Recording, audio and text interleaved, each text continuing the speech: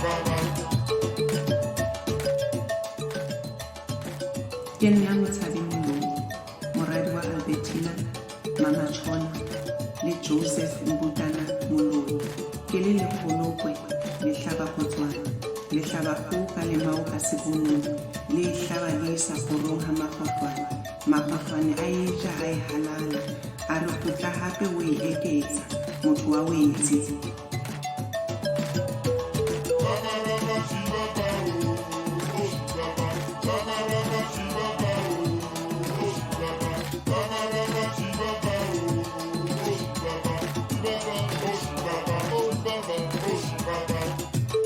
Welcome to the Journey with Mpho podcast, a sacred space for healing, love, and rediscovering your life purpose.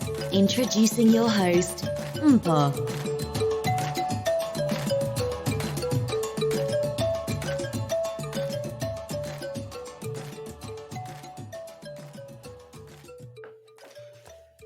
Hello, Journey with Mpho friends and family. In the studio with us today are two of my longtime friends, Jessica and Naledi. I don't recall how we ended up being friends, but what I can tell you is that I've known these phenomenal women for about 9 years.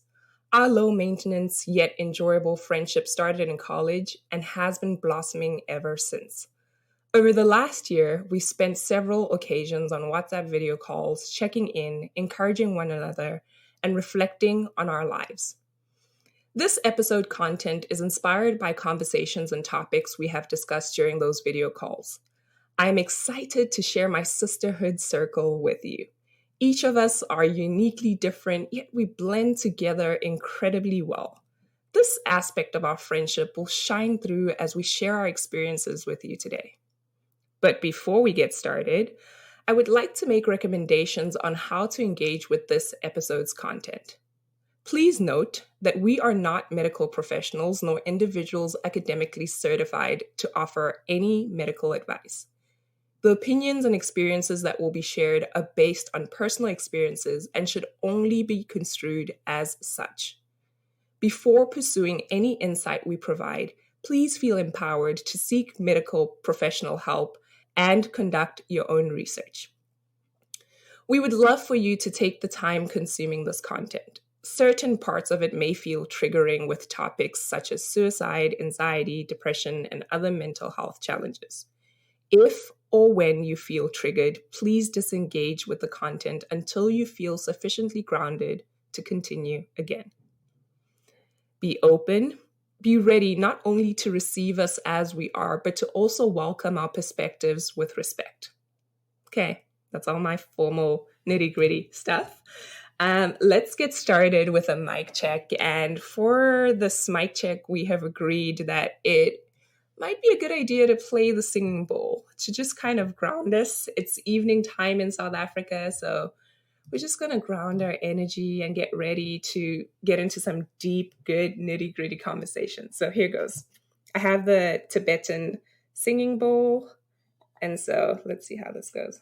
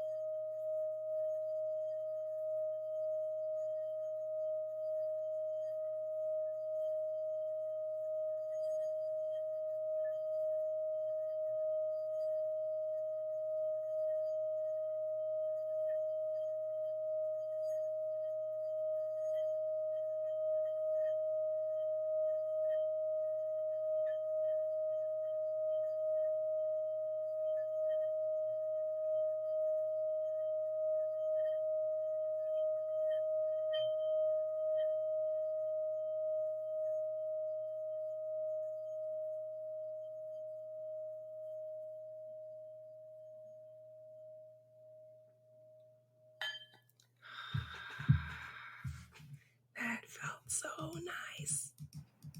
I always like it when the singing bowl just plays that clean sound and it's like I'm that not gonna lie, way. things got very zen. Almost put me into a trance.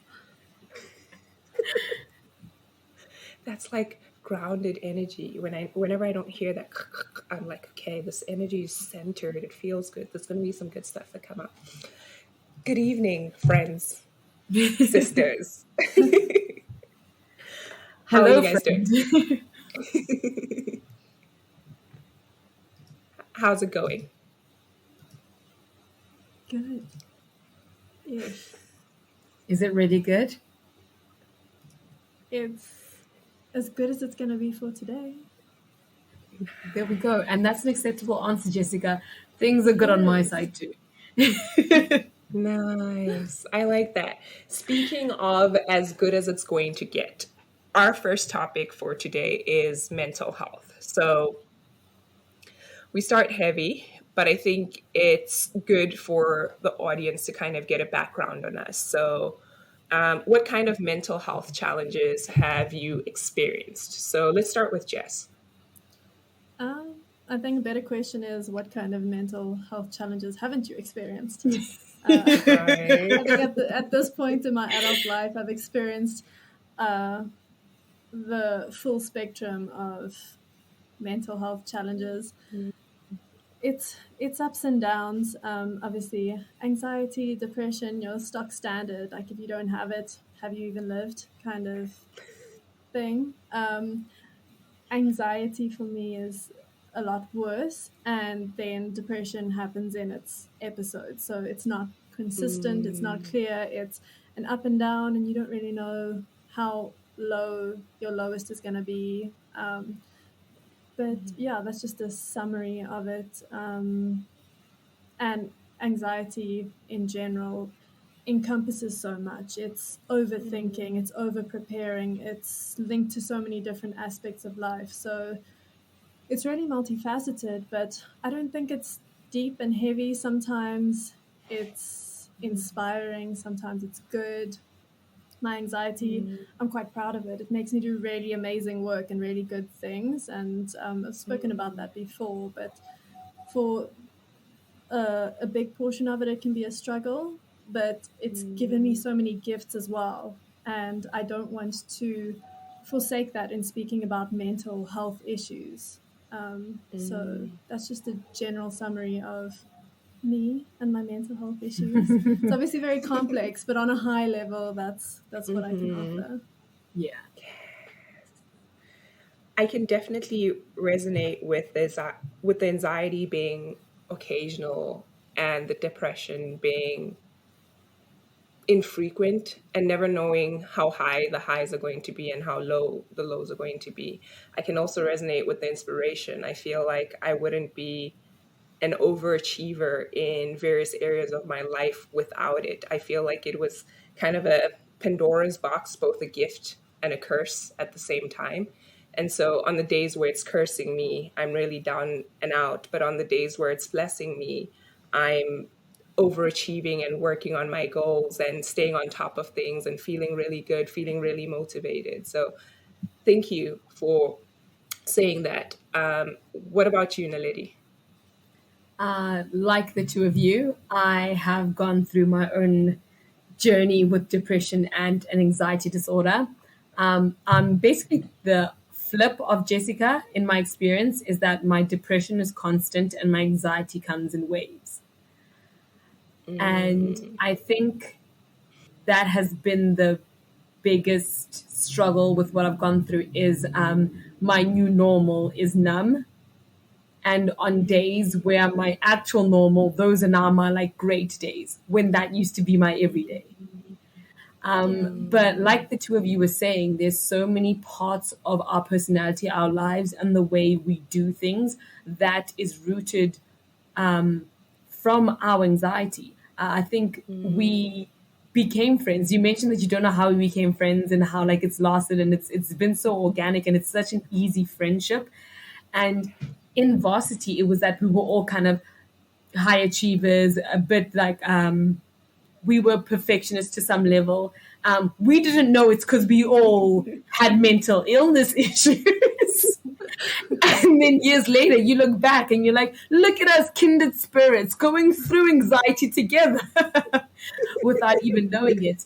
But I think the only thing where I feel like my experience differed with you guys in your perspective of your mental illness is that while some elements I agree make me better in the sense that it makes me an overachiever, it makes me work harder, it makes me produce really like high quality work.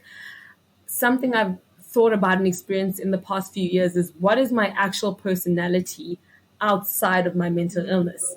Like I've always been called like a control freak, a need freak, a perfectionist, and all these things. And I was oh, that's me. And then you grow up and you realize, no, that's the mental illness.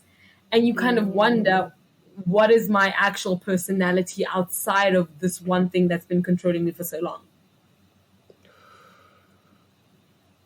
I've never thought about that. Have you thought about that, Jess? I've never actually thought about who I am outside of like the anxiety attacks or the paranoia. Have you, Jess? You said you have? I have, yeah. And I experience me and my personality it's in like these moments where there's no depressive hold, there's no anxiety. It's just like a moment of freeness. And whatever I do in that moment, I know it's coming from me because I'm not planning something. I'm not overthinking something. It's like a mental freeness. And over time, you kind of collect memories of those bursts where you can be yourself and you kind of piece together who you are as a person. And it's difficult to differentiate, like, is this the depression coming out? Is it my anxiety? Is it trauma that's fueling my reactions right now? Or is this who I am as a person? And it's only in those like worry-free moments that I know truly that this is the kind of person that I am and this is what I enjoy. And it's like moments that spur like pure happiness. And you know that that's kind of what who you are. And I mean, you can apply it to moments of panic as well, but I find often in moments associated with negative emotions, my response is more driven by anxiety and preparedness than it is a natural reaction. Like I'm not just naturally inclined to do something in a moment of panic. I've panicked so much in my life that I've prepared all of my responses ahead of time. And I know that's not really me. That's just memory jogging itself and kicking in. So, yeah, I think it's those moments of freeness that you get to piece together your personality and who you are. I think I hear you saying in the moments where I am outside of my head, because a lot of it happens inside of our heads, right? So in the moments that I'm outside of my head and fully present with what is going on and fully engaged, losing track of time or not even thinking about what's coming next, what do I have to do tomorrow, what project is pending, what thing I could be better doing with my time right now, and just being present for that moment just allows for you to be in a space where you can be yourself and you are open to showing yourself. I think that I sometimes experience those moments, but because I'm not thinking about them so deeply, they just feel like moments. But now reflecting back with your perspective, I'm like, oh, I actually maybe do have a personality outside of mental health challenges. So I'm not just going to flip the coin on you guys with this question. I'm actually going to answer it myself as well. I have never been formally diagnosed with a mental health challenge. I've been in and out of therapy for about 7 years, but I've never been given a formal diagnosis of like, this is what you have, or this is what's going on with you. I have read up a little bit on anxiety and depression, and I do feel like I do have anxiety and depression. Again, the depression being occasional, the anxiety being more of a daily thing in my life, existing with backup plans consistently, like what happens when this happens, what happens when this happens. So a lot of it in my head. I'm familiar as well with PTSD. I think that I told my therapist about living in South Africa, and she was like, wow, it sounds like everybody in South Africa has PTSD. So yeah. She might be onto something. We all need therapy. Dear South Africans, go to therapy. I'm joking. Maybe. Everyone Seriously. in the world needs therapy. I concur. I agree. I think that therapy can be helpful for a variety of aspects, even if it isn't mental health challenges. Right now, my therapist and I are working on career goals. Right? We are like, I'm calling it 2 minutes to 30, but we are like 2 years to 30. And so we are evolving and trying to solidify who we are in our careers, whether those are chosen careers or careers that we went to school for. But a lot's going on. A lot's going on. And so over and above the PTSD, I also feel like I experience mood disorder. I have like days where I'm really, really high energy and I'm happy. And lately what's been happening is that in those happy moments, I'm almost like, when is it going to come? Because I know if I get really high enough, there's going to be this poof, drop. And all of a sudden I'm like crying and I don't want to be here. And I'm like tethering into depression almost for a couple of days. And then we start right back up and we go, okay, super happy. And now boom, down again. I have in the past not used any prescribed medication for it, but I've taken things over the counter and I've used things like meditation, exercise, diet. We've spoken extensively about it. But Jess spoke earlier about being purely happy and being present in the moment and recognizing those moments as bits of her personality. And I wanted to know, how would you guys describe your mental health? Like, what does a good mental health day feel like versus experiencing a mental health challenge? Naledi, let's go with you first. Okay. I can relate to exactly what Jess was talking about when you've got spurs of what feels like bliss. It's kind of like nothing crazy amazing is happening in your life, but in that moment you are so content with that little bit of whatever you're doing. And it's that contentment that like that's what I look forward to in life now. I think it's very easy to be all doom and gloom because I was professionally diagnosed, and I was diagnosed about 3 years ago. I had a full-blown anxiety attack, my first one ever, at a work function, and I ended up in hospital. And yeah, that's when my mental illness journey started, with a bang. So I very quickly found out and was diagnosed. And moving forward from that time, my life has completely changed. Not negatively or positively, my mindset has changed. Instead of just going with the flow and living the way I had been living, I had to take a step back and realize that the way I've been living my first few 20 years, obviously as a baby, I'm just chilling. But let's say the last 10 years of being an adolescent and a young adult, I've literally just been in panic mode. I've been frantic. I've literally just been distracting myself with things like school, with things like hobbies, with things like friends and family and all the stuff that's happening in my life. And I had a wonderful life. But once you're diagnosed and a health professional kind of makes you take a look at the way you've been living and properly understand that while you didn't feel like you were going through something, everything that you've experienced and everything you've been doing has come from a place of panic, a place of anxiety. So moving forward, you then decide to make a conscious effort to truly do things that you want to do, things that are good for you, not things that your mental illness is telling you to do. And I don't know. I think it's been a wonderful thing because now I live for the moments of bliss that Jess was talking about, where I'm not doing things to impress my friends or my family or my parents or do what is expected of me.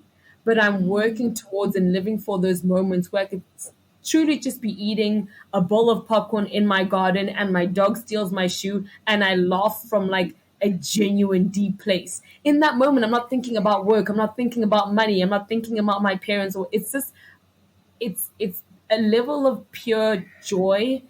And that's when you realize life isn't about all this other stuff that your mind is constantly crammed with.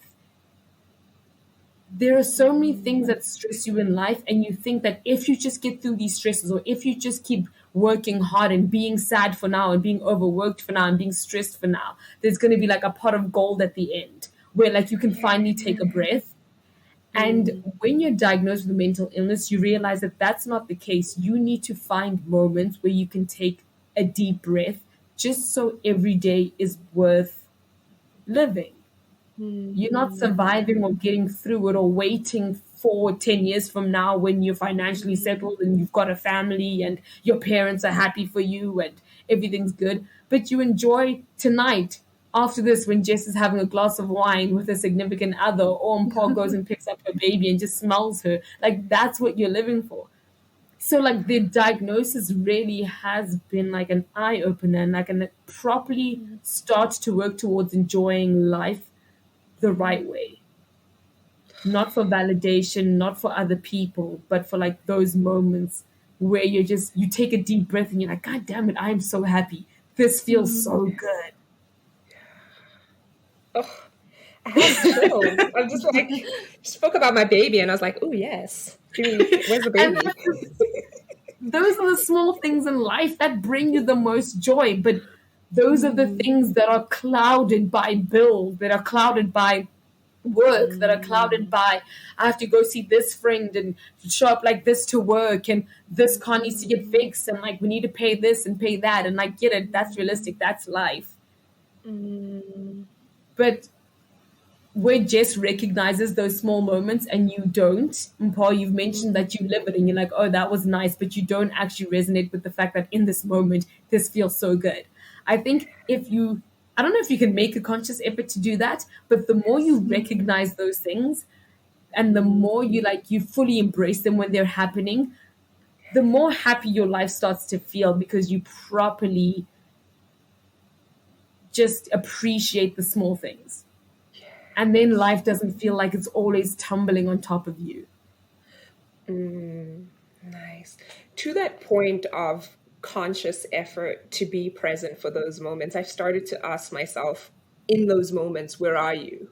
Like when Sadie's playing and we are laughing and she's like over the moon and I'm laughing and it's a really funny moment and we're in stitches, I ask my brain, where are you? Because I wanted to be here in the now. Don't freak out about you have to leave for work in 5 minutes. You still have to do this and clean that and go there and text this person and call this person.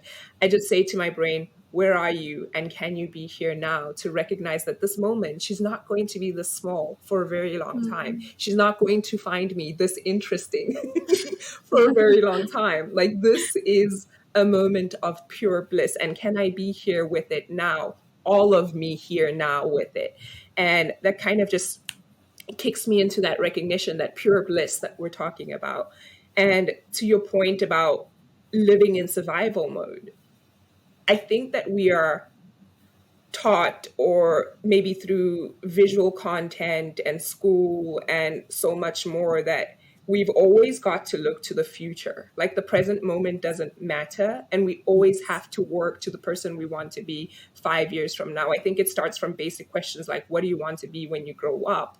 Instead of what makes you happy now, where you are, and the more we start to come back from trying to go to the future and come back from trying to live in the past, and we're just here, present and fully here for whatever is here, we can start to feel much better and less stressed and less anxious and less depressed about, a lot of the depression is about maybe sometimes comparing yourself with your peers and people who seem to be successful. We'll talk about social media later and how that has impacted us.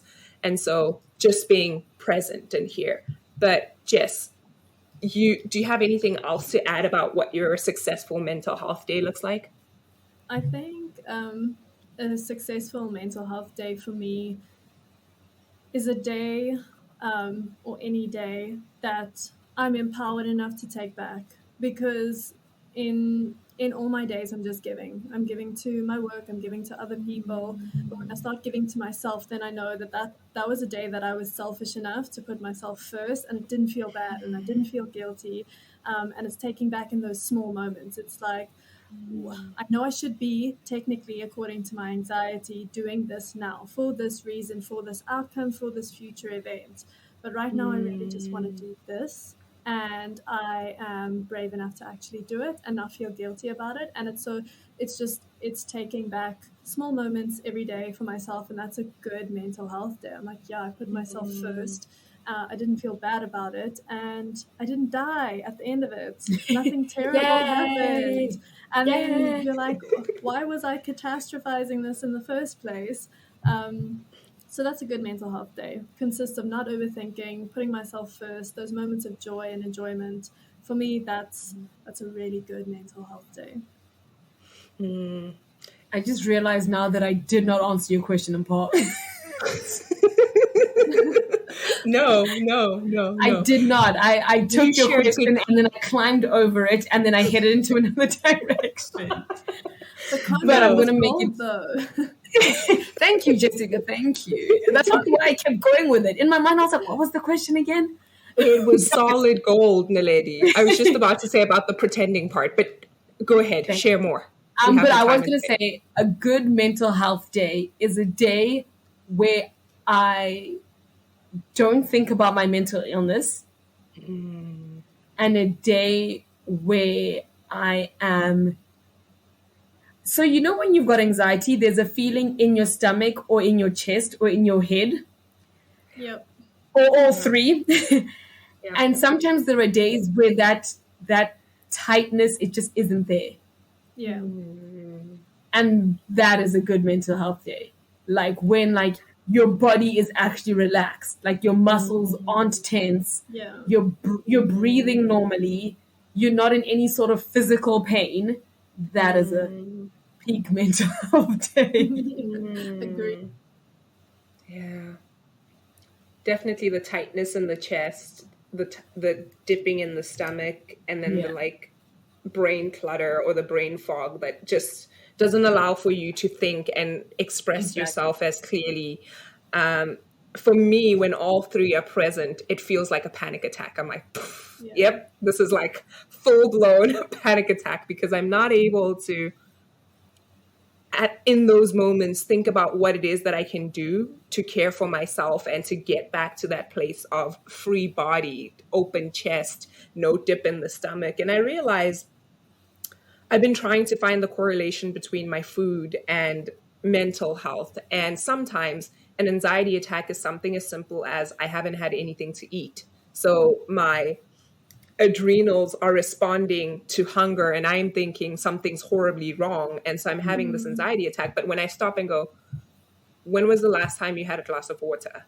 When was the last time you had something to eat? And if I can navigate my way into the kitchen or into like a nutritious meal, then I start to feel like, oh, maybe it's not so bad. So it's like hunger plus like anxiety put into one sometimes, you know. Yeah.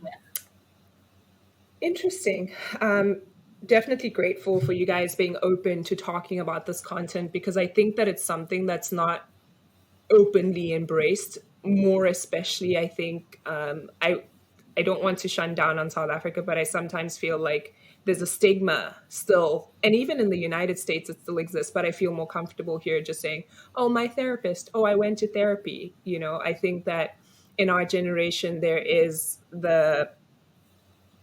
maybe the need and the pressure to pretend as if everything's okay in your life and that there's nothing going on. And so we go on social media and we post the best parts of our lives and we look our best selves and we edit ourselves to look even better than our best selves. And so how would you guys say social media has impacted and continues to impact our mental health? Any one of you guys can go. Jess, do you want to go first? Yeah, I'll go. I know there's a lot of movements for no filters and post the real you and that kind of thing, but in my everyday life, I'm so inundated with negativity, with negative news, with a lot of stuff going on. I love having a place where I just see the best of everyone, where I see everyone happy, having a good time. It doesn't make me feel jealous. It doesn't make me feel like I'm missing out. It doesn't make me feel like I need to lose weight, gain weight, change my body. I love it. I think it's this amazing place where people get to show the best of themselves. And this is like Instagram in particular. Facebook is like, it's a place where people go to complain notoriously. And then TikTok at the moment is my favorite. I've seen such realness. So TikTok's not just the happy dances and that kind of thing. I've learned real things that I would never have had access to. I would never have even known to search it. It's just this wealth of information and perspectives. And I have a genuine love for social media. I think it adds such value to my life. And it fills moments in time where I don't know what to do with myself. It stops me from overthinking sometimes and just seeing videos of things that make me happy or change my mind about something or just give me new information that I get to focus on and be like, I never knew this before. I can learn a new skill. I can deep dive into a topic that I had no information about instead of getting stuck in my own thought patterns about something that doesn't actually matter at the end of the day. So I've got a genuine love for it.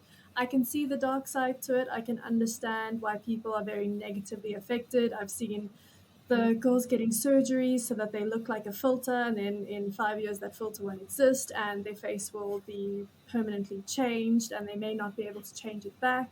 So I understand that. I think it's like anything. You drink responsibly, you do things responsibly. And I think if we create a safe platform for people that is honest and real, like, listen, we all know this isn't my real life, but this is just a glimpse of something flippin' amazing that I did, and I want you all to see it. And great. But we must do it responsibly. We mustn't make people feel bad about themselves for not living up to those things. And I think especially in South Africa, it can be very disheartening for a lot of people to see things that they don't think they'll ever be able to achieve. There is such a huge poverty gap here that it's inconceivable for some people seeing what they see on social media to ever do that. And for a majority of the population, it's getting on a plane. Something as simple as an airplane ride, the majority of our population will never do. So it has many sides. For my life in particular, it's been positive and I enjoy it, but I can see how damaging it can be to people and disheartening. But in the same breath, it can be something to work towards. If someone really wants something that much, then it might give them that inspiration to go after it, to be able to have that experience and something to look forward to, especially in dark places when we're facing fraud and corruption in our government and poverty, and it looks like there's no way out. So it can be a beacon of hope, but it can also dishearten people. So it sounds like your algorithms for Instagram and TikTok are working out really well for you. They have studied you. Not all the time. Sometimes they call me out, and sometimes I see things that I don't want to see. I'm like, I really didn't need this today, and I'll be in tears at 2:00 in the morning for absolutely no reason. So the algorithm, it gets me back sometimes. Like for all those happy times, pay back. Say again, Naledi. I was like, her algorithm was like, you got too comfortable, Jessica. Yep. We caught you slipping. Best you know. That's a very good perspective to have. I'm happy that you have found these pockets of joy on the online space and that you are able to consume it responsibly and have feel good moments from it. I do think that, to your point, it does take an intentionality behind it. I've gone into my followership and said, whose content do I want to see very top of my timeline? Because Instagram does things where you don't see some people's content and you see other people's content over and over and over. And sometimes those people aren't sharing positive, happy, go content. And I'm not asking people to come to social media to do that, but I do think that enough of a good balance of the joy moments and a good balance of the real people can really make your social media experience a positive one. It's a time commitment to go in and sift through all that stuff to see what is it that you want to get from it. And it's also having to know that maybe one doesn't want to use social media as a soothing tool for when you are experiencing a mental health challenge, because it may not be like that. The algorithm may be like, okay, it's payback time today. I'm not going to soothe you. I'm going to make you cry at 2 a.m., So finding other ways to maybe just use social media for entertainment and have other ways to handle when you are experiencing a mental health challenge. But what about you, Naledi? I was gonna say I'm kind of on the same page with Jessica with regards to the effect it has on me personally. I rarely get triggered by anything on social media that really affects my mental health in any way whatsoever. But I'd like to point out that we are three people that are very well informed when it comes to mental health and mental illness. So we, without knowing it, are very responsible social media users.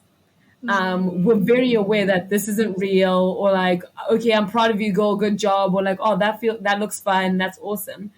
But there are millions and millions and millions of people in this country who are not nearly as self-aware as we are, because mental illness forces you to be more self-aware, who aren't as well informed with regards to what the role of social media is. Like Jessica's saying, obviously people are just posting the highlights of their lives and the highlights of their trips and all the fun stuff and good stuff. But that sense of being like, obviously that's the case. That's not a feeling or an understanding that everyone shares. So while for us personally, it's not a trigger or anything like that, I can understand. I genuinely do believe that it causes more harm than it does good, only because social media is no longer used as what it's supposed to be used for, which is, like Jess is saying, just a little bit of entertainment, like a little bit of a distraction, like a way to see what your friend's up to. Now social media is explicitly for showing off, for showing people what you have, for showing off your body, for portraying your life as something it's not, for the validation of others. If social media didn't have any sort of interactive face, like people didn't like, people didn't comment, all you could really do is just see what your friends are up to, it wouldn't be nearly as successful or as big a deal as it is now. It is that gratification and validation that you get from millions or hundreds of tens of people that makes it so addictive. It's an element of, what is this person's life? What is this person up to right now that I'm not up to? What are other people doing that I'm not doing? And that aspect of it can be very dangerous, like Jessica said. And that's what I'm saying. For me personally, it's some fun. If anything, I get triggered by like the false accusations and the lies. Like, I'm very argumentative. You guys know this, but I also dislike the idea of people taking advantage of people sharing false information that endangers other people, and just spreading ignorance. Like, I do not appreciate any of that, and it frustrates me because social media has now also become a place for people to get information. Like Jessica's saying, you can educate yourself on many a topic on social media, but like the internet, it's also a perfect place for people to spread inaccurate information. So it triggers me in a sense that it makes me angry, because I'm just like, this is a lie, you're endangering people. And like, to take it not too seriously, one of my pet peeves is vaginal steams. I'm sorry, guys. Every time I see someone posting about vaginal steams, I want to report them. There is no scientific evidence behind it, and it is so dangerous and unnecessary. Oh, it grates my tits. So yeah, that. I beg your pardon. I feel called out. Why do I feel called out? Do you do vaginal steams? Mpho, stop it. Stop. Don't make me send you like links and articles. No, your vagina does not need to be steamed. It's a self-regulating system. My vagina's been through a lot, okay? It's been through a lot. It deserves some done steam. a lot of amazing things without steam. So what are you doing? Okay, Sending so the God vibes to my hula. sometimes your vagina also needs to chill out. Sometimes no, don't do it. It's actually not very good for you. But I found a quote on social media about social media that I thought was quite interesting. And the quote says, social media has made perfect look achievable, and so now real has become undesirable. And that's one of the right? So that's one of the biggest toxic traits of social media is now our mundane, everyday, chilled, happy lives don't receive the validation that other people's over the top, dramatic, exaggerated, luxurious lifestyles get. So now we feel like we are not doing well enough. And even if you're not consciously thinking that, it's what society is doing. It's with marketing. It's what we see on TV. It's what we hear on radio ads. We always need to do better. We always need to level up. And social media really knows how to just kind of like make that like one big invalidation bomb.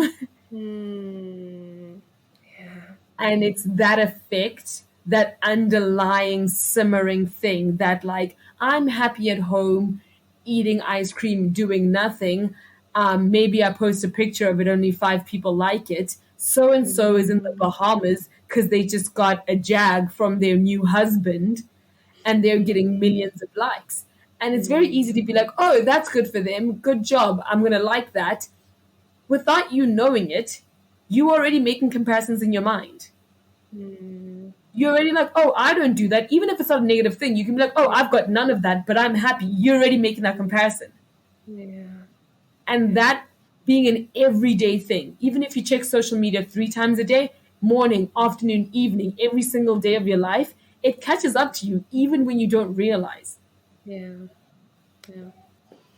think that you guys have brought such a good balance of perspective from the positive side as well as the dark side of social media. To your point, Naledi, about the likes and the counts feeling like validation, there's a documentary on Netflix called Social Dilemma. And Yes, I've one of seen the that. studies that they've done is that somebody liking somebody else's content on social media is the equivalent of having like a cocaine hit.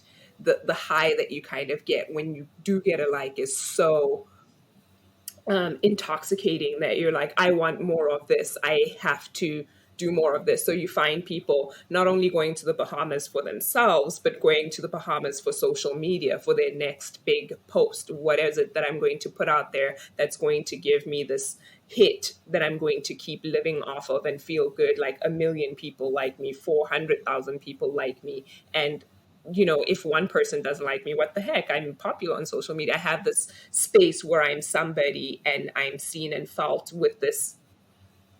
I don't know if I want to say that's the real version of themselves, but the created online version of themselves is much more appreciated and they can sit back and be comfortable in that, almost self-soothing, but in a different way. I agree completely.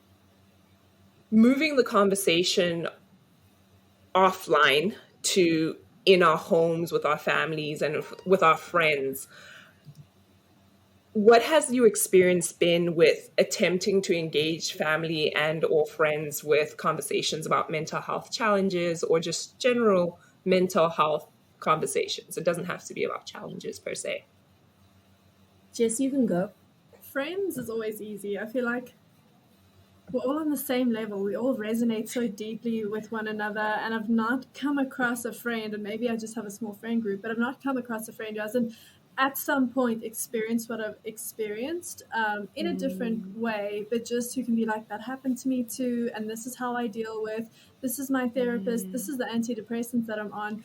We speak about it so freely. I'm like, oh, I went to my therapist last week and she told me this, and this was the lesson, and this is what I was struggling with, and I think you can really apply that to your life. That for me is easy. Even in the workplace, I don't hide it. I openly tell my boss when I'm anxious, when I'm very depressed, and there's no negative reaction. The only negative reaction is like, I'm so sorry you're feeling this way. What can I do to assist you? How can I help you?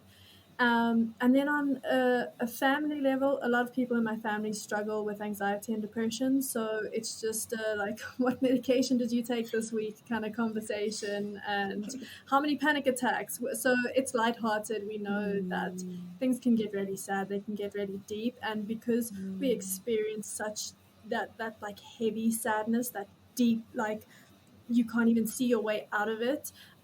We like to keep it light as a family, something that we can joke about, something that we can just be human about. We don't always have to focus on the negative stuff, but if we want to, it's a safe space to talk. I find sometimes with parents, not just my parents, but parents in general, they have experienced anxiety and depression, but they've never been able to put a label on it. So when you're speaking to them about it, they're just like, well, just don't feel that way. Or maybe if you exercise more, or get out the house, or if you just get that promotion, then you won't be feeling so stressed about getting that promotion, kind of thing.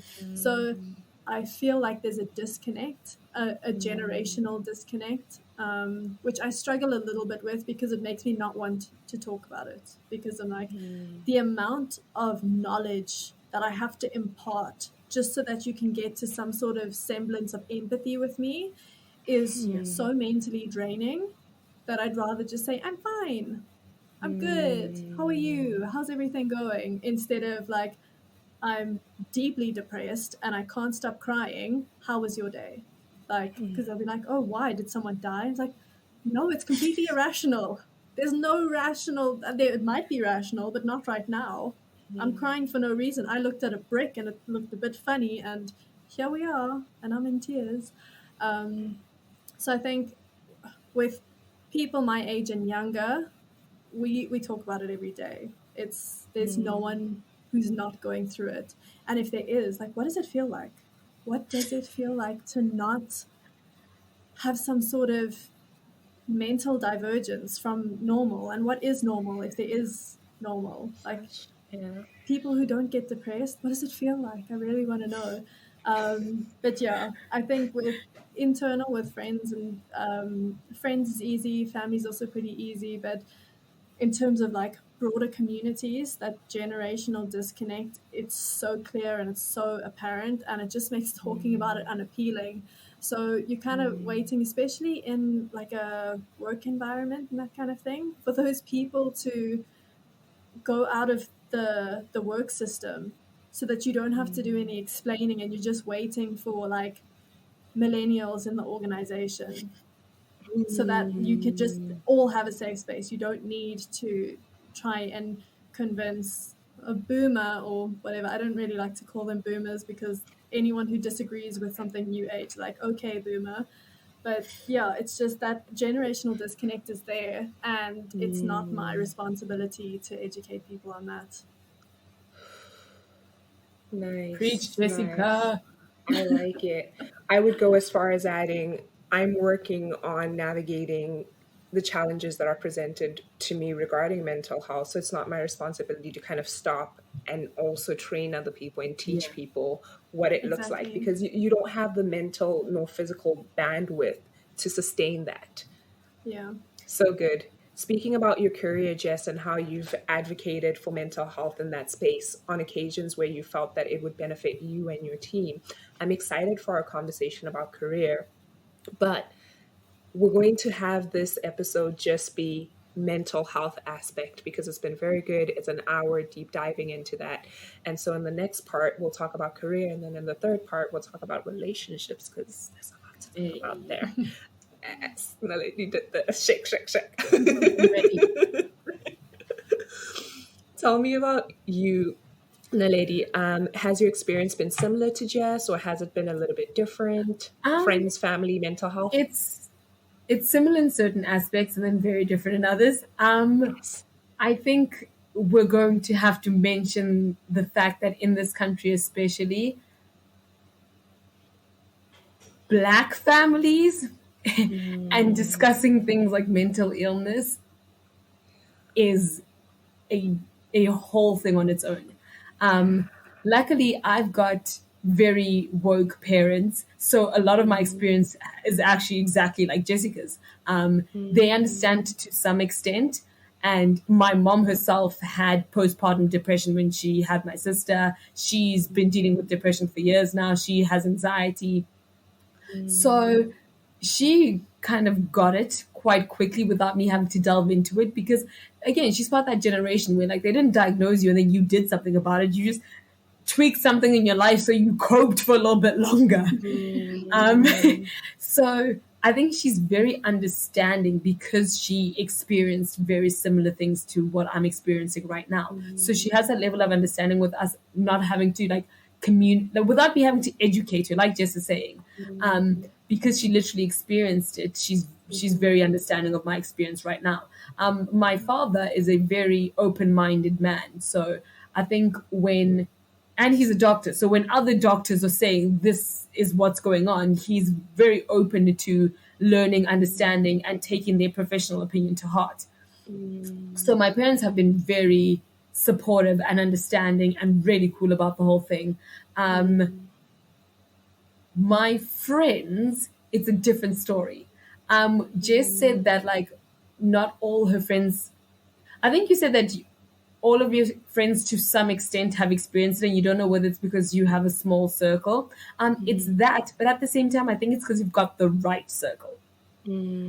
I think, no, genuinely, I think it's almost ludicrous for someone our age in our country trying to have a career and start a family and have a personal life, romantic life, family life, to not experience some level of stress.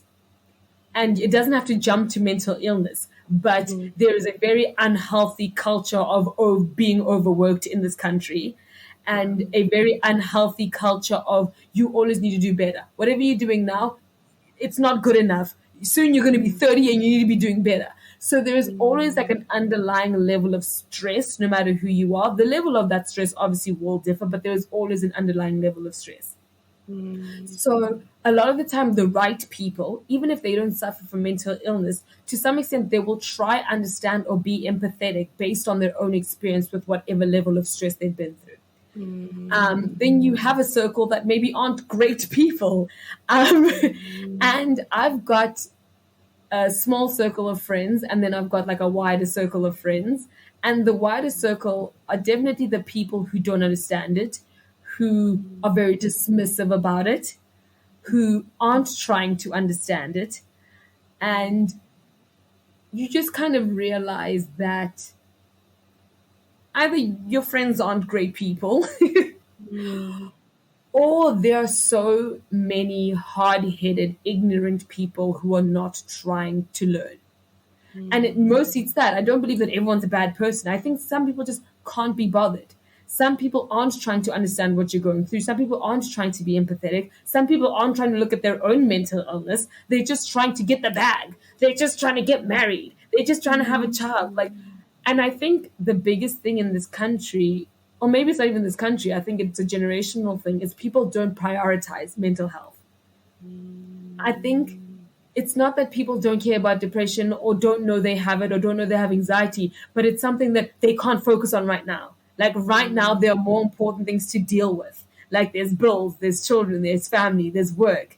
And that becomes the problem. It's not that people aren't willing always to go to therapy. It's that that's not important right now. I can either use this money to pay for my insurance and my medical aid that doesn't cover therapy, or I can go see professionals. And mental health is not on the top of a lot of people's list. And it's a shame. And it's people like Jessica that make me really happy, because I think she has made a point to work in an environment, in a working environment, first of all, that's willing to understand and be empathetic to that. Not just because they're good people, but because productive employees are healthy employees. And I think that's the bare minimum we can ask from companies. Is you don't have to be empathetic or understand it or educate yourself on it, but just know, just like any physical health issues affect your employees' productivity, mental health issues will affect your employees' productivity. So it's in your best interest to make sure that everyone is good. And we need to have more conversations like this. Everywhere I go, I blurt out I've got mental health issues. Everywhere I go, brides, meetings, weddings. It's like you're Because gonna know. literally, because as soon as we stop stigmatizing it, the more people will be more willing to open up about it. And I don't believe that all of my friends don't have mental health issues. I've interacted with these people. They've got issues. No, truly. And because we've educated ourselves so much, and like you're saying, boy, you haven't been clinically diagnosed by a healthcare professional, but you've done the research. And that's all it takes, guys. Just do some research. Yeah. And that's the thing. Like, you guys need to focus and prioritize mental health, because you will fall into a pit of despair. You will hit a wall, and At some point. genuinely, because that's the nature of mental illness. The more you ignore it, the worse it's going to be when you explode. And that's why I talk freely about it, because people need to realize that, like, hey, this bitch has it. She seems fairly upbeat and happy. I am an upbeat and happy person. I'm just upbeat, happy, and have depression and anxiety. Yes. You can too. And that's the thing. Everywhere we go, talk about it. Talk to your bosses about it. Talk to your family about it. And if it makes them uncomfortable, talk to them even more about it. Because there's nothing more uncomfortable than Black people trying to talk about feelings. Black families, not Black families. Like, no one's trying to talk about feelings. Yeah. People just want to know why you don't have a job. Genuinely. They're like, why don't you have a job? Like, nah, man, I'm trying to handle my depression and anxiety. And they're like, yeah, but why don't you have a job? And I'm like, no, I get really sad and I start being productive and I just can't see the light. And they're like, okay, yeah, I get all that, but why don't you have a job? And Jess is 100% correct in that sometimes it's so exhausting just to inform people about the basics of mental illness. We're not even diving, just the basics. Yeah. It's so exhausting just to communicate that with people. It's easier to say, I'm fine. And that is part of the problem. Yeah. People who are going through the most will always tell you that they're fine. And they'll try to convince themselves that they're fine. And that is part of the problem, is the stigma still goes on. People aren't going to seek help. People aren't going to talk about it. People aren't going to be honest. And people will keep suffering in silence. People will keep committing suicide. People will keep hitting walls and having full-blown emotional breakdowns. And people will be like, no, she's just overstressed from work. I'm like, no, that woman's been battling bipolar for 7 years.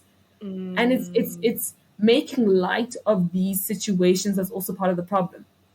It's your aunt saying, no, your cousin is just lazy. We all get a little bit sad. He's just lazy. It's your uncle being like, no, that's nonsense. That's not a real thing. It's these small things that sometimes you're just too tired to fight that need to be fought every single time. Because that is the only way anything is ever going to change. And I will have full-blown arguments with people who are my friends, people who they're not my friends, they are actually my friends, who I care about, who are very intelligent. And I will fight them until they understand, because it's that ignorance, that perpetuating of misinformation that makes it so much worse. So I'll fight and then I'll go home and cry. But I'll feel a lot better knowing that I've tried to make even just the smallest difference. Because I can only imagine someone going through what we're all going through right now, but not having the friends Jess has, not having the parents I have, not having access to the internet like you have so they can actually understand what the hell is going on, not having access to doctors and medicine and therapists and just any form of support. And I can assure you there are millions of those types of people everywhere that don't even know where to start, where to go, and who to talk to. That's why I'm grateful for these kind of conversations, this podcast. Hopefully people have internet and the conversation gets to them, because it's important. It's life-changing. But Jess, you were going to say something while Naledi was speaking. I don't want to lose that point. Sorry. I was going to say that I think people need to get better at the way they react to that information. So if I say I'm depressed, or I'm having a hard day, sometimes I just want to be honest, and I don't want to get into all the details about it, but I also don't want you sitting there wide-eyed going like, oh, I don't know what to do with that information, and this makes me very uncomfortable and I don't want to talk about it. So just receive the information like you would receive someone saying, I'm fine, or I'm good. Just, oh, that's great, or oh, I'm sorry to hear that. I don't want to talk about it with everyone. Sometimes I just want to let you know that I'm struggling, I'm in a very bad place, to manage your expectations as well. As someone in my Yes. life, you should know that this is where I'm operating at. You don't need to do anything about it, but just don't expect me to appear in all the places you want me to appear. Don't expect me to give all the energy that you usually expect from me, but also don't make it worse by saying, oh my God, that's so terrible, tell me more. Like, Yeah. no, just receive it and don't just react better. That's what I want from people. And I think that's also why people hesitate to speak about it, because they say something and people bug out. They do not know what to do with that information, and then they turn into like robots, or they change the subject immediately, and you're like, did you not, like, did I stutter? Did you not hear what I just said? It's information. You can acknowledge it and then move on. You don't need to pretend like it's not happening just because it makes you uncomfortable. So that was the point I was getting at. People need to work on how they receive information about mental divergence, so mental health issues, or any kind of diagnosis. ADHD, schizophrenia, it's all the same family, and Yes. we can't have people reacting. If so many people are dealing with this, if so many people are being diagnosed, you can't keep having these backwards reactions to these kinds of things. It's a normal part of life, and just receive it, accept it, and act appropriately. Here, Jessica. I just want to cry. Naledi, she speaks so well. She really does. But like, it also makes me proud because I'm like, guys, look at my friend. Like, these are the Look at people our I hang out friends. with. These Look are at our the friends. wonderful women I surround myself with. I make good choices, right? Yes. No, truly. And that's why I love this platform that you've kind of created, because you, like us two, can literally chat about the exact same diagnosis we have, but our completely different experiences. And we literally learn so much from each other, just sharing our stories and experiences and opinions, that we leave each and every conversation just feeling that much either better or better informed, or like understanding something more, or like sometimes it's just something really motivating and inspirational, and you just leave there with something. We always leave our conversations with something. Yeah, you guys are the gift that keeps giving. Seriously, I appreciate you guys. We are at the top of the hour, but you guys have raised something that I've written a poem about, and I wanted to get your permission to share this poem because I think it's very relevant to the conversation that we're having. It's a super short poem. Please It's about do. how people are open, or seldom open to receiving conversations about depression or mental health. It's almost like, to Jess's point, you relay this information and people panic. Like, I don't know what to do. Am I supposed to help? Am I supposed to hug? Oh my goodness, they're crying. This is uncomfortable for me. And then you end up being the person having to console the person you were trying to talk to Yeah. about and it's kind of awkward. You're just like, oh my, I didn't mean to.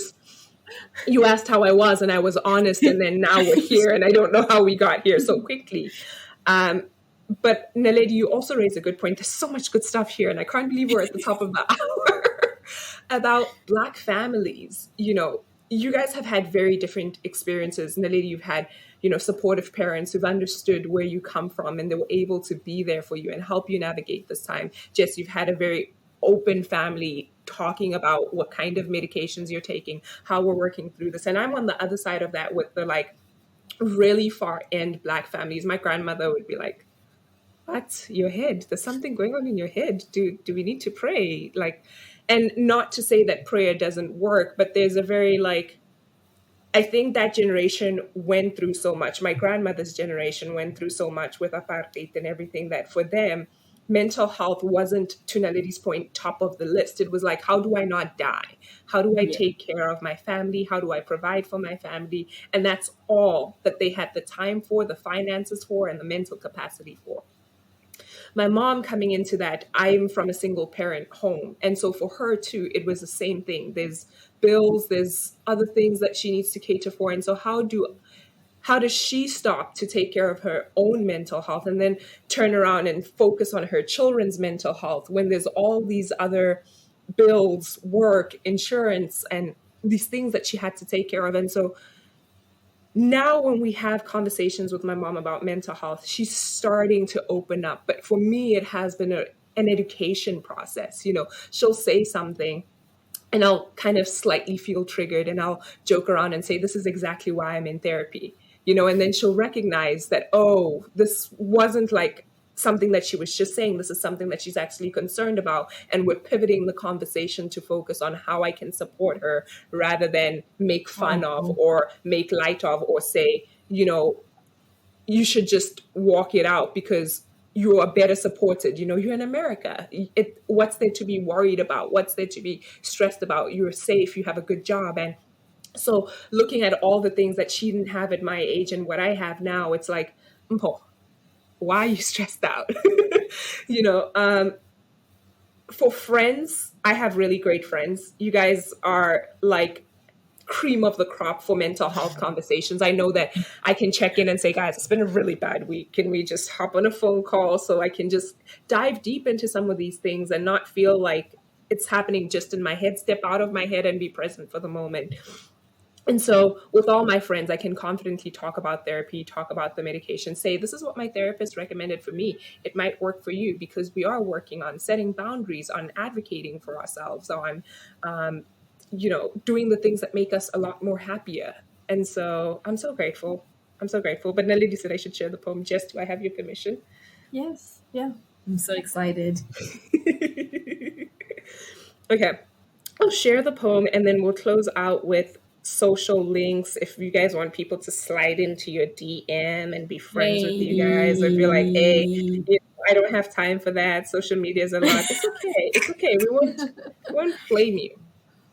So this poem, I was thinking about what it would feel like if I took my mental health on a walk, because they usually say exercise and you'll feel much better. And so I'm like, what if depression was a person and I took depression out for a walk? But then I thought about, whenever you present poems like this, people don't know how to receive conversations about mental health. So I started the poem off with a conversation first and then the poem, right? So it says, this is not a sob story. It's not an act where I pour out my heart, mind, and soul, and you are just not ready or don't know how to respond. So I play the role of apologizing for not preparing you to hold me. It doesn't have to be awkward, I promise.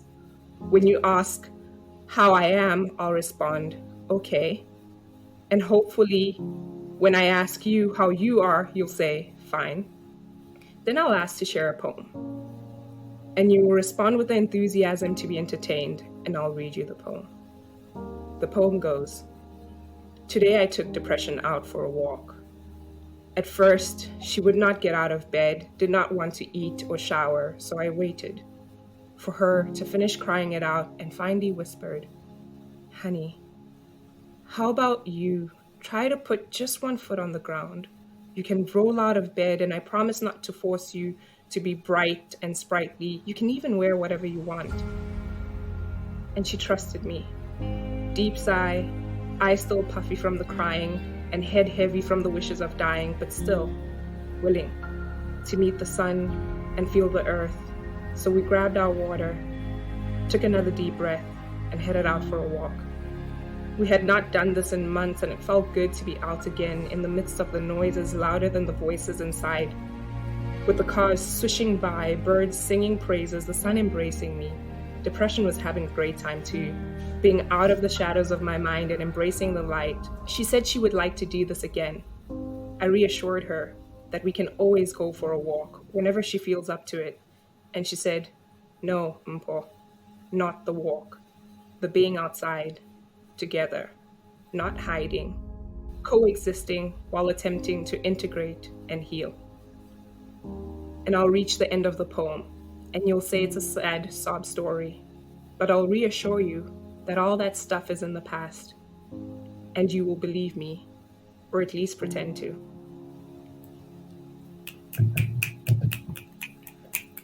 Loved it.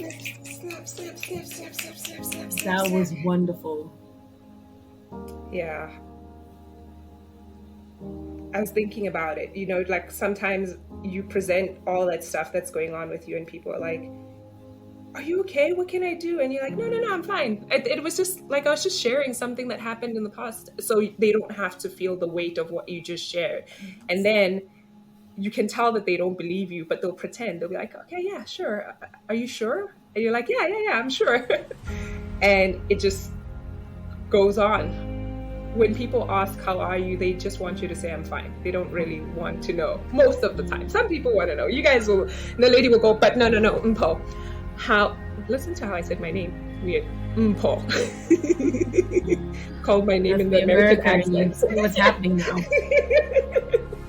How are you? You're like, seriously, I want to know how you are. But thank you so much, guys, for having this conversation with me. I'm feeling motivated. I'm going into work and I'm feeling like I want to have these conversations with my customers and co-workers, and I feel much better than I did when I walked into this conversation. I wasn't having like a massive mental health thing going on, but I was a little anxious. I was a little panicked. I was like, ooh, is this going to be heavy? Is this going to be light? And you guys have kept it real good.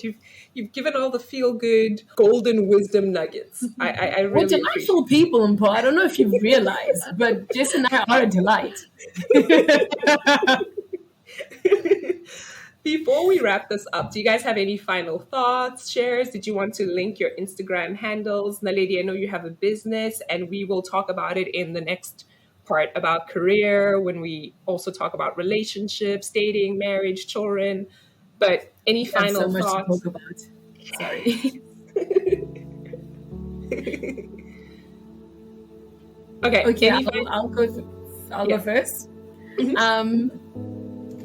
I think just a really great wrap up is just kind of talk about what you're going through. When someone asks how you are doing, tell them the truth. How they react is for them. It sucks for us because eventually it hits us too. But I mean, life is too short for you to be constantly concerned about other people. Like, do what you want to do. If you're sad, be sad. Tell people you're sad. Tell them you're not going to go to this thing because you're sad. If you're unmotivated and you are just feeling numb and you don't want to do things, just tell people that. I think one thing that mental illness and my personality have taught me is that a lot of things are scary and a lot of things are uncomfortable. But at the end of the day, the only thing you can do as an individual is do the best you can do to survive and be happy. We're not here just to survive. You need to survive and be happy. And how other people react, what other people do, that's on them. Don't limit yourself at how you're really feeling and what you really want to say just based on other people's reactions and how other people are going to feel. Tell them, hey dog, I'm sad. It's crappy. And don't give me that look. And you don't need to motivate you, and I don't need you to cheer me up. Honestly, I don't need you to cheer me up. I just appreciate you asking how I am and accepting my honest answer. So just make more decisions that are for you, truly for you. That's going to be my thing of the week, my motivation of the week, to just make decisions that are truly just for me. What does that feel like outside of other people's expectations, outside of the roles that I tell myself I play? How do I make decisions that are truly just for me without feeling the burden of selfishness? Because the voices of the people who raise us and tell us that we have to be kind and think about other people almost have the implication that when you do things just for yourself, you feel selfish. You guilt trip yourself. So you're here doing this thing that you thought would benefit you and you'd be involved in, but now you have that voice saying, but why didn't you help your friend move? Why didn't you do this? Why didn't you text this person back? Is this really important over and above that person needing your help? And so prioritizing and doing things just for yourself. I like it. Now, Jess, what about you? Final words of wisdom. Following on from what Naledi said, life really is too short, and it's too short to feel this way all the time. So get the help do the thing, go to the therapist, take the medication, go on the walk, do whatever you need to do, and start relishing in those little moments of bliss, because it's not sustainable. You cannot permanently live your life in fight or flight and in the depths of depression. And this is from someone, I'm a notorious, don't want to take medication and don't want to see a therapist, but I'm still doing the work. I'm still helping myself. So just because I'm not going to your conventional therapist doesn't mean I'm not doing therapy. I just do my own version of it. I speak to varieties of people. I interrogate different sources, and I am very introspective about it. So do the things that are gonna shift you out of that. And if you can't shift yourself out of that, there's nothing wrong with utilizing resources available to you. Medication, therapists, professionals, alternative medication, homeopathic treatments, everything and anything you need. Life is too short to feel like this all the time. And I guess this wraps up part 1 of our conversation. Thank you so much for being open, honest, willing, and just sharing yourselves in the way that you have. Listening to your words, both, I could feel you, I could feel your essence. I think for the people who don't know you, they're going to be like, how do I get in touch with Naledi? How do I get in touch with Jessica? Because I need friends. No, guys, they are my friends. I just want you guys to know these people are not up for sharing. They're just my friends. But I will link their socials in the episode notes. If you feel called to go on Instagram and follow or slide in their DM and continue the conversation from here, find them, follow them, like their content. And we will be back in part 2 discussing career, because that's a big part of our millennial perspective. So super, super excited, but see you guys in the next episode. Thank you so much for spending this 1 hour, almost 20 minutes with us. I'm going to sign out as per normal. Maholokwe kiotaba rwile. Aloha.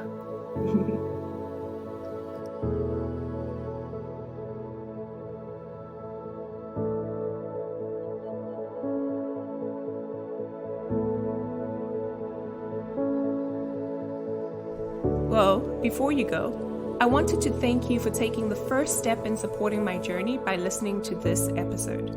The second big step would be exploring the various ways you can become an official supporter of my journey by signing up for our Patreon offerings. We offer some great benefits such as one-to-one phone calls and distance Reiki sessions with me. For more information, visit patreon.com/journeywithmpho. The link is in the episode notes. If you loved what you heard, then subscribe to the show and continue to share episodes that resonate with friends and family. If you're listening through Apple Podcasts, please take a few minutes to rate and review us so we can continue to get our content to the people who need it the most. We are serious about getting your feedback, so if you'd like to take the rating and review a step further, check out our feedback survey link in the episode notes. Your feedback will help us to continue offering content that matters to you and is worth your time. Finally, in this day and age, it apparently matters how many followers you have on social media, so go ahead and find us on Instagram at journeywithmpho, and we promise to make it worth your while by sharing heart-centered, conscious content. Thank you for your continued support. I cannot wait to spend time with you again in the next episode.